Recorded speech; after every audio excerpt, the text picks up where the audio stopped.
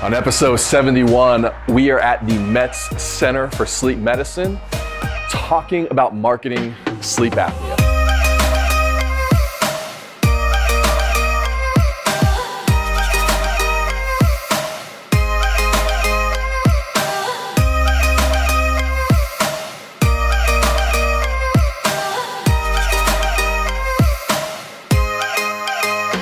Hey everybody, what's up and welcome to the 88 Show. This is the internet's only dental show where we're answering marketing's most important questions. That's what we do.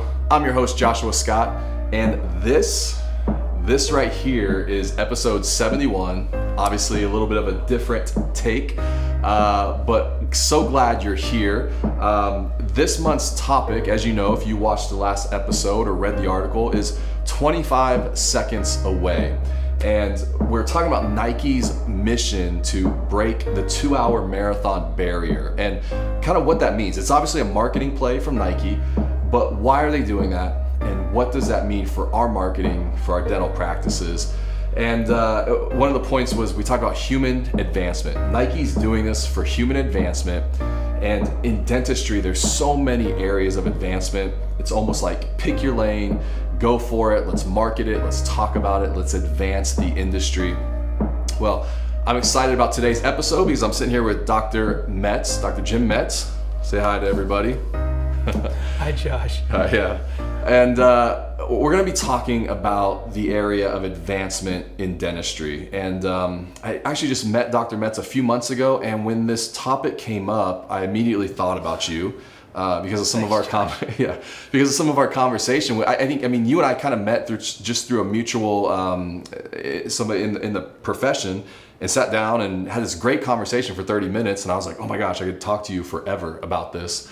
But yeah, so Dr. Metz is here. A little bit of his background, has an extensive bio and CV, but diplomat of the American Academy of Dental Sleep Medicine. Right. I want to make sure I get this one right, but the affiliate director of the Ohio State University Medical Center Sleep Medicine Fellowship Program. Yes, it's the medical side, not dental. Yeah, the medical side of that program. And then also you're doing work with the American Thoracic Society. Yes. Chair of? I'm the dental interest group chair. I'm trying, and we're having quite success, to move dentistry into medicine again. Yeah. It has moved away from dentistry. I mean, dentistry's moved away from medicine, I'm sorry, for some odd reason. And putting it back together could be very helpful for our patients and increase longevity. And with the healthcare dollars becoming more and more stringent, taking care of more chronic diseases, which is what dentistry may be able to do, is very interesting to the American Thoracic Society. Their motto is "We help the world breathe," and they feel dentistry has a big part of that ability to breathe. Yeah, I know when I first sat down here, we were actually in this room, and you had just come off of one of your seminars that you put on, which we'll talk about more at the end of the show and let everybody find more information about those. But I think on that brochure it had a quote from Charles Mayo, which I immediately fell in love with. And if you've seen the show the past few episodes, you know I've been talking about it, but it was along the lines of the best chance for progress in preventative medicine should be coming from dentists. And I think he said that in like 1915, which I think is amazing. But what's your take on that, and how do you see that in dentistry today? He was a brilliant man. You know, Charles Mayo, without all the advances of antibiotics and all the heart catheterizations and all the things that we can do, had to be more basic. Yeah. And he thought of breathing as being basic, which it is. And so he was looking to the dentist to make air flowing in and flowing out of the body easier. Yeah. And that's what he was thinking, I'm sure of it. And so the idea that he had has gotten lost in the last 100 years. And we've concentrated on medicines and pills and treatments and really very expensive things, where the body's pretty simple. Yeah. It needs to breathe. Yeah. I know, is there a difference? There's a lot of talk, sleep apnea for sure, especially in dentistry, and I feel like a lot of practices we're working with they're pursuing that, they're getting involved in it, adding it to their services. Is there a difference between sleep apnea and sleep medicine? And what is that? Maybe explain that. Really, it's an airway issue. Okay. And the airway starts when somebody's 3 and 4 years old, 2 years old at birth, Okay. and it starts off from then. And then it moves into into the teens and TMJ. Well, TMJ, to me, a lot of times it's just the muscles protecting the body. Okay. You have to breathe. The body is going to make you breathe at all cost. It can't allow you not to breathe or you'll be dead. Yeah. So it doesn't care if it gives you a headache. It doesn't care about anything. It doesn't care if you go to sleep at night. Not breathing. It's better than not breathing. Right. Mm-hmm. So the TMJ, people really don't like me saying this, but it's really a good thing. Yeah. Because it's the body telling you that the muscles are overworked. All it is a Charlie horse or a cramp. It's that simple. So then we burn up the ability to have TMD, because by age 50, demographically, TMD is gone in the population. Okay. It's totally gone. Okay. Why is it gone? We burn up the neural reflexes for TMD. Yeah. It didn't that our lives all of a sudden got simpler. That's what I was told when I was in school. Well, I got to be 50 and it didn't get simpler. That was kind of a crazy thing. I believed that when I was 20, but not when I was 50. And so all of a sudden it goes away. Why'd it go away? Well, we overused the system. You can't overuse any system and you can't keep revving an engine and expect it not to blow up. Right. And that's what happens. And so it burns out. And then once the TMD is gone, then the sleep apnea kicks in. So if you want to say you're a sleep apnea dentist, you're mainly working with older people. Okay. Where I want to start working with children, and all the way up through, is really to have them not end up with sleep apnea would be my goal. Okay. Because, recently, and I said maybe 6 months ago, I had a sleep apnea test. It was a client. And because I'm one of these people, I hear these people say things like, you should wake up feeling refreshed. And I'm like, first off, I'd never have that. So, but just issues sleeping and not feeling well when I wake up. So I was like, you know what? And I kind of fit that demographic, right? Like a bigger guy, bigger chest, and I turned 40. So, boy, you're getting old. Yeah, no, but that's so all those kind of signs. And it was interesting. I did the sleep apnea test. I went home and put it on my head and slept with it, and it fell off one point in the night, and the little lady starts talking to me, and I put it back on, and so the next day he texts me and he's like, no sleep apnea. Like, I'm on the way home, and I was like, is it that binary, like on or off? No, it isn't. It's a progression. It's an oxygen deprivation progression, right? What my research is focused on is actually the heart, which sounds funny for a dentist to say, because the heart rate is directly proportional to the amount of adrenaline the body uses to keep the airway open. We only have one system of keeping the airway open, or we only have one alarm system in our body. In a way, we're a one-trick pony. Yeah. I mean, we really are. And so we release adrenaline, and that affects the heart. Okay. So when I see the heart calm, I know that I'm making the patient healthier and better. But take you, for example, Josh. I would have said from the very minute I met you that you had an active heart rate. Why are you so, you're obviously driven, you're very successful, you think quickly, you work hard, you do everything that a CEO would do, a really highly functional person. The problem that I've seen with this, and in Columbus we have a lot of CEOs. Yeah. And I love this. I was going to ask you about it. So yeah. I have a lot of them as patients, and I've treated an awful lot of them as patients. But what's interesting, they all have, every one but one, has an incredibly active heart rate. And I don't think he wore the monitor. Right, yeah. I think he stayed awake. That's what I think he did, because he didn't want to have the problem. But I see this active heart rate. What it is there's a reason why you're so driven. It's our personality, it's our family, it's the way we've learned.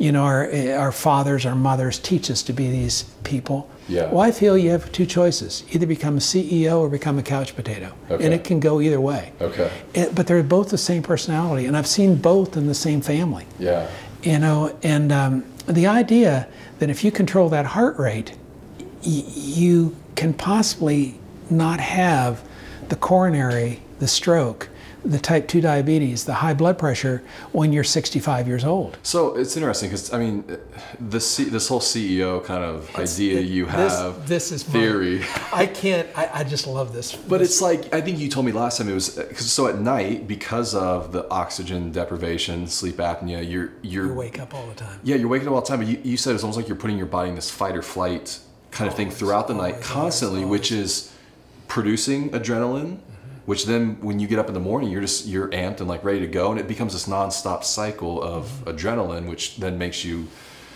driven CEO and the heart attack and the stroke and all that stuff. Because people who have sleep apnea, 67%, if you're of European origin, 67% of everybody you've ever known that had a stroke had sleep apnea. Wow. 67%. In the Asian cultures, I've seen as high as 90%. Okay. Honestly, I think you can turn a path away from it to a degree. Yeah. And especially if it runs in your family. Yeah. Not that I'm practicing medicine or anything. What I do is I work with physicians. They diagnose the condition of obstructive sleep apnea. I treat it, and then they go back to the physician to see if we have cleared the problem. Okay. So the idea of working hand in hand with physicians is really important. Yeah. And that's my whole reason why the American Thoracic Society has been so important, because they open their arms to dentistry, which is a little uncommon. Yeah, yeah. So, I mean, you know, if sleep apnea is coming back to a progression of oxygen deprivation, I would imagine that leads to all kinds of other just issues. I mean, we talked about, you know, diabetes and all that, but I mean, is your body moving into a state of inflammation as that progression? Because the body cannot stand the presence of what's called cortisol. Okay. And when your adrenaline is elevated, you're producing cortisol. Right. Now that's good for you, but not in overabundance. Yeah. See, we're really ancient people. We're you know, the way we were 20,000 years ago, we're still the same. And when we used adrenaline 20,000 years ago, it was to get away from the saber-toothed tiger. Yeah. But now we're using it all the time. Just bam, bam, bam, bam, bam. You probably used it 15 times coming from Dayton because of semi-truck. You know, and you know, our ancestors didn't have to worry about semi-trucks or you know, sirens or, you know, crazy people on TV or anything. You know, I mean, they lived a fairly calm life by comparison to us. And they used that when they needed it. And so the body hasn't changed. And so now it uses it for all these things that in modern life that are really kind of bad for us. I know, as we wrap up here, probably got two more questions, but you've devoted, I mean, you've had a long career in dentistry, but you've devoted your life and your career to this even more as it's moved on. Did you have a moment where you kind of switched and just said, this is really important, I want to do this? Has it just been a progression? What's that been like? You know, it's funny. I love dentistry, and I've always loved dentistry. I'm a good mechanic. Okay. You know, I'm very good mechanically. I have good hands. You know, I think mechanically. Okay. But then, all of a sudden, I realized that we could change whether somebody had a headache or not. Yeah. We could change whether somebody breathed or not. We possibly could put somebody on a different life path. And all of a sudden that became way different than doing a crown form. Yeah. You know, and so, you know, the crowns are important, making them beautiful is important, making a smile pretty is important. But the bottom line is always the health, you know, and the breath. And so the more you can do to help that, the better off you are. So I guess what I'm saying is you can really live the life you want to live if you want to go to the work of gaining it. My mother is 97 years old, and I've helped her over the last 5 or 6 years with this airway problem, because as we get old, I'll tell you that airway becomes the issue. I think it's what ends up doing us in the end. Wow. Yeah. And so adding lifespan is a possibility. I always say I change your airway from something that looks like this to something that looks like this, so I make it bigger. And if all that helps your blood glucose, great. You know, if it doesn't, I'm sorry. You know, you know, but it didn't. But anecdotally, we've had a lot of success. Yeah, yeah. Well, I know, you know, one more question, because you host a few seminars a year. I mean, you've got the Met Center for Sleep Medicine here, doing a ton of work. I mean, hopefully you guys have enjoyed this as much as I've just enjoyed sitting here talking to you again. But if they're interested in getting more or attending one of your seminars, where should they go? What's the best approach? Best thing to do is just, you can call us here. It's just James Metz, DDS, and we can give you the information. The dentists want to come and rub shoulders with the elite of sleep medicine. Yeah.